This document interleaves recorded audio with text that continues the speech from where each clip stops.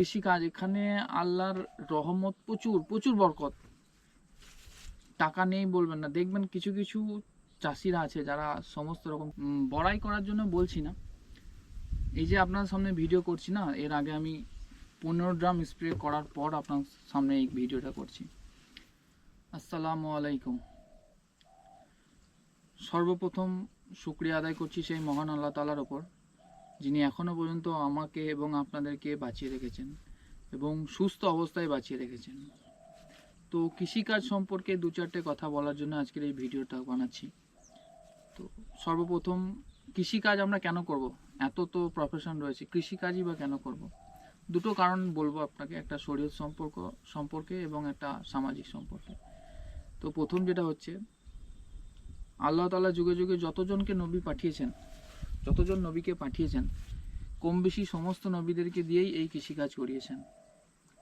তো আশা করি বুঝতে পারছেন এর গুরুত্বটা কত আল্লাহর কাছে এই প্রফেশনটা। এবং 2 নম্বর কারণ হচ্ছে, সমাজের এখন যা বর্তমান পরিস্থিতি, তাতে যদি আপনি নিজের খাবার নিজে না বানাতে পারেন, না উৎপাদন করতে পারেন, তাহলে আপনার এই সমাজে টিকে থাকা মুশকিল। আপনি যতই টাকা কামান, সবাই তো আর সফল হয় না। খেটে কিন্তু খুব দুরবস্থা এই সমাজে টিকে থাকা। জিনিসপত্রের যা দাম আর বাজারের যা অবস্থা, আপনাকে নিজের খাবার নিজেই বানাইতে হবে, এমন একটা প্রফেশনের সঙ্গে যুক্ত হবে যেখানে এই জিনিসটা আপনি করতে পারবেন। তো কৃষিকাজ সেদিক থেকে অনেকটাই সুবিধাজনক প্রফেশন। তবে কৃষিকাজ করার আগে একটা জিনিস আপনাদেরকে সর্বপ্রথম মাথায় ঢুকিয়ে নিতে হবে, যে নিজে কাজ করার ক্ষমতা বা নিজে কাজ করব এই মানসিকতা যদি আপনার না থাকে, তাহলে কিন্তু আপনি এই প্রফেশনে আসেন না, টিকতে পারবেন না। এবার অনেকজন বলবে, আমার তো 10 বিঘে জমি, 15 বিঘে জমি, 50 বিঘে জমি, আমি কি একা কাজ করব বা একা পারবো কাজ করতে? করতে আপনাকে হবে না বা করতে পারবেনও না। নিজে করা মানে এই নয় যে সমস্ত কাজ আপনি নিজে করবেন। মনে রাখবেন, আপনার নিজের কর্মক্ষেত্রে আপনি হচ্ছেন সব থেকে বড় লেবার, সব থেকে বড় শ্রমিক হচ্ছে আপনি। লেবার আসার আগে আপনাকে আসতে হবে এবং লেবার থাকা, তার বাড়ি যাওয়ার পর আপনাকে বাড়ি আসতে হবে, তবেই কিন্তু আপনি সফল হতে পারবেন। আদারওয়াইজ আপনাকে এইভাবেই চালিয়ে যেতে হবে। এই যে কৃষিকাজ, এখানে আল্লাহর রহমত প্রচুর প্রচুর বরকত।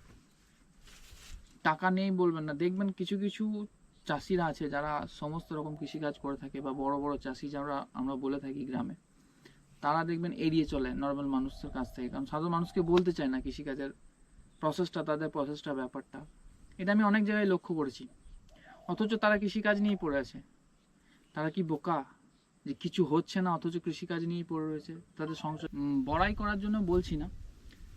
এই যে আপনার সামনে ভিডিও করছি না, এর আগে আমি 15 ড্রাম স্প্রে করার পর আপনার সামনে এই ভিডিওটা করছি। তো এটা আবার ভাববেন না যে বড়াই করার জন্য বলছি। কাজ যে নিজেকে করতেই হবে কৃষিকাজ করতে হলে, এটা তার জন্য বলছি। নিজে না কাজ করতে পারলে কৃষিকাজ হবে না। এবার আপনারা বলবেন হয়তো লেবার করেননি কেন? হ্যাঁ, লেবার করতে চাইলেই করতে পারতাম, কিন্তু কাজটা যতক্ষণ না নিজে করছেন ততক্ষণ আপনি সেই কাজের প্রতি মায়া জমাতে পারবেন না। এটাই নিয়ম যে কোনো কাজই। আপনি সফল হবেন তখন লেবার করবেন, কিন্তু প্রথমে শুরুতে আপনাকে সফল হতে গেলে সেই কাজটা আপনাকে নিজের হাতে করে উপরে যেতে হবে।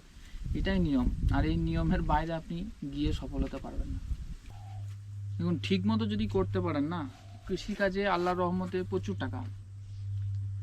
এই জিনিসটা হয়তো কেউ বলবে না, কিন্তু আমি এই প্রফেশনে এসে যতটা বুঝলাম, ঠিকভাবে যদি কৃষিকাজ করা যায়, আপনার কোনো কাজ করাই লাগবে না। অথচ আপনার বাড়ির সংসারে যে খরচ, সেটা কমে যাবে, কারণ আপনি সমস্ত কিছু নিজেই উৎপাদন করছেন। আর এর সাথে সাথে আপনি দুটো গরু, গাই, দুটো ছাগল তাও পালতে পারবেন। লজ্জা করলে হবে না। আপনি একটা জিনিস মনে করেন, আপনি ডেলি চাকরিতে যাচ্ছেন, ডেলি অফিসে কাজে যাচ্ছেন, 9টা থেকে 5টা, 6টা, 7টা, কেউ কেউ রাত 9টা পর্যন্ত। তো ওটা যেরকম কাজ, যেরকম মাঠ যাওয়াটাও হচ্ছে আপনার কাজ। গরুকে সেবা যত্ন করা, গরুর গোবর ফেলানো, এটা হচ্ছে আপনার কাজ। কাজের ধরন আলাদা। এবার আপনি যদি বাড়িতে থেকে কাজ করতে পারেন, সেই ক্ষেত্রে আপনার কাজ করতে যাওয়ার যে খরচটা, সেটা বেঁচে যাবে, অথচ ওর থেকেও বেশি টাকা আপনি ইনকাম করতে পারবেন। কাজে লজ্জা করে তো লাভ নেই। যে কোনো কাজ সেটাই ভালো যেখানে টাকা আসে হালাল উপায়ে। আশা করি বুঝতে পেরেছেন। তো কৃষিকাজ করুন। এবার অনেকজন বলবে যে আমাদের জমি নেই। হ্যাঁ, জমি যাদের নেই তাদের জন্য একটু কষ্টকর, বাট ইম্পসিবল না। যাদের জমি নেই রিস্কটা একটু বেশি, আর যাদের জমি নেই তারা কৃষিকাজের ব্যাপারে নলেজটাও কম, কারণ তারা হয়তো দেখেনি ছোট থেকে তাদের বড়দেরকে, গুরুজনদেরকে কৃষিকাজ করার ব্যাপারে।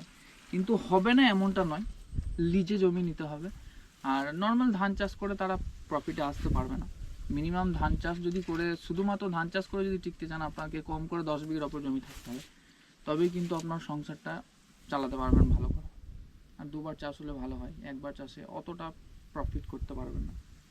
আপনাকে তখন কমার্শিয়াল কৃষির দিকে যেতে হবে, বাণিজ্যিক কৃষিকাজ, যেগুলো উচ্চ ফলনশীল এবং দাম বেশি, সেসব কৃষিকাজের দিকে যেতে হবে। তো আজকের ভিডিও এই পর্যন্তই। আসসালামু আলাইকুম। আপনারা সবাই দোয়া করবেন, ভালো থাকবেন।